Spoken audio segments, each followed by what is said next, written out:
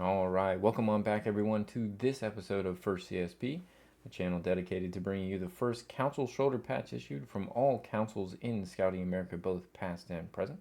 If you are new here, we do have new videos every single day, so we hope to see you back here tomorrow. By all means, hit the subscribe and notification bell so you don't miss any of our new episodes when they drop. Today we're going to be taking a look at Wabash Valley 166 out of Indiana. This was formed in 1931. Formerly, it was the Terre Haute 166 Council, and then it existed all the way up until 2002 when it became absorbed by Crossroads of America 160. We've got two variations here of the first issue. Start off here with the S1A, the first issue defined by its white border, blue sky, yellow moon. We have the council name in white at the top, and most specifically, the yellow smoke coming from the campfire is to the left of the white smoke. And that is the defining characteristic when we take a look at the differences between the S1A and the S1B. That is going to be where is the smoke positioned relative to each other. So the yellow smoke to the left is going to be the first S1A, and the yellow smoke to the right is going to be the S1B. When we have both patches up together, we'll see a couple other differences that we can kind of point to, but the smoke is the key telling factor, especially if you were just looking at one patch in isolation. See in the back, it is a traditional cloth back. There's no additional backing on there as well. This reminds me of the Kutaga type construction patch on their first issue. Again, certainly reminiscent of an older first issue. All right, so that is the S1A. Let's take a look at the S1B as well. Same iconic night camping scene. I really do love how they've taken just essentially four colors and made this amazing night camping scene with it. It's kind of simple, but very artistic. I really appreciate this patch. Got the same white border, same blue sky, yellow moon. The name again in white across the top, and here we now see that the yellow smoke has moved to the right of the white smoke coming up from the campfire, and that is going to be our defining characteristic, differentiating this S1B from the original S1A.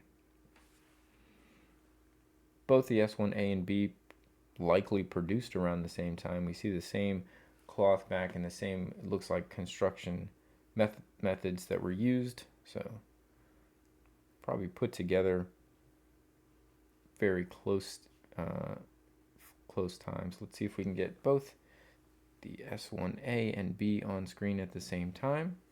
Fits quite nicely. So we've got the S1A here at the top. Yellow smoke is to the left of the white. The S1B here at the bottom. Yellow smoke is to the right. And those are the defining characteristics. We can see a little difference in how the bird appears as it flies in front of the moon. We can see that the text for the states at the bottom is a little thinner on the S1A than it is on the S1B. It looks a little bolder here. By and large, those differences are pretty small. And if you were just looking at one of these by itself without having the two next to each other like this to compare, the smoke from the fire is going to be your best indicator on which of those two you happen to be dealing with. Remember that the yellow smoke to the left is going to be your first issue S1A. The S2 patches follow through with the same scene. We'll actually take a look at one of them. There are three variations for the S2. We happen to have the S2A. We don't have the B and C, but we'll talk through those here. So now we've taken that same imagery from the first issue, the S1s, and we've added the fleur-de-lis in black in front of the moon. Essentially, that's the difference, what that fleur-de-lis looks like. And again, the position of the smoke is going to tell you whether or not you're dealing with an S2A, B, or C. The S2A and B both have type 1 fleur-de-lis. So this is a type 1 fleur-de-lis. It's all vertically stitched. It's a little hard to see when it's just black. See if I can tilt it up and give you guys just a little bit of light shining across that. You can see that it is type 1. It is completely vertical. and it follows the same pattern as the first issue. So since we have the yellow smoke to the left, that is the S2A. If we had a type 1 fleur-de-lis and the yellow smoke was to the right, that would be the S2B.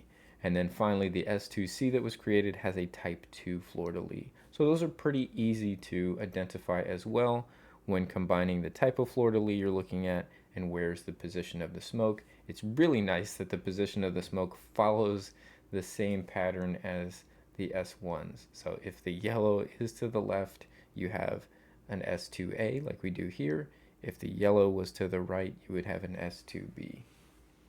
All right, let's put that first issue back up at the top. Kind of have both of our yellows to the left.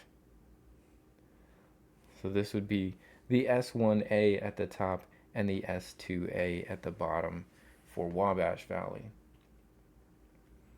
Hopefully you guys have enjoyed this content. If you did, by all means, consider giving it a like, sharing it with your friends. We would really appreciate that. I want to say thank you to all the people that have been coming back every single day to watch the new episodes. We really do appreciate it. Hope you are enjoying it as much as we are enjoying sharing this with all of you. We've got a new episode coming out for you tomorrow. Hope you guys are looking forward to that. But until then, hope you guys have a great rest of your day.